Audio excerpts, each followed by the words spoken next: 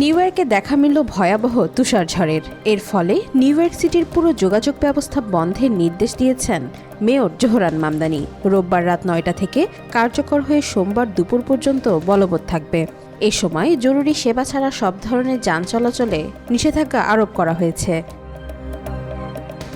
দেশটির আবহাওয়া অধিদপ্তর জানিয়েছে, মেরিল্যান্ড থেকে দক্ষিণ পূর্ব নিউ ইংল্যান্ড পর্যন্ত তুষারঝড়ের কারণে দৃষ্টিসীমা শূন্যে নেমে আসতে পারে, যা যাতায়াতকে অত্যন্ত ঝুঁকিপূর্ণ করে তুলবে। ঝড়ের তীব্রতা চরমে পৌঁছালে প্রতি ঘন্টায় প্রায় 2 থেকে 3 ইঞ্চি তুষারপাত হতে পারে। কোনো কোনো এলাকায় 2 ফুট পর্যন্ত তুষার জমার সম্ভাবনাও রয়েছে। মেয়র মামদানি জানিয়েছেন, গত 1 দশকের মধ্যে নিউ ইয়র্ক এমন বড় আকারের তুষারঝড়ের মুখোমুখি হয়নি। পরিস্থিতির গুরুত্ব বিবেচনায় সড়ক, মহাসড়ক ও সেতুগুলো বন্ধ রাখা হবে। নাগরিকদের অনুরোধ জানানো হয়েছে যাতে তারা অপ্রয়োজনীয় ভ্রমণ এড়িয়ে চলেন। নিউ ইয়র্কের পাশাপাশি নিউ জার্সি অঙ্গরাজ্যেও জরুরি অবস্থা ঘোষণা করেছেন গভর্নর মিকি শেরিল। অন্যদিকে বোস্টনের মেয়র মিশেল উ সোমবার সব স্কুল, পৌর ভবন বন্ধ রাখার নির্দেশ দিয়েছেন।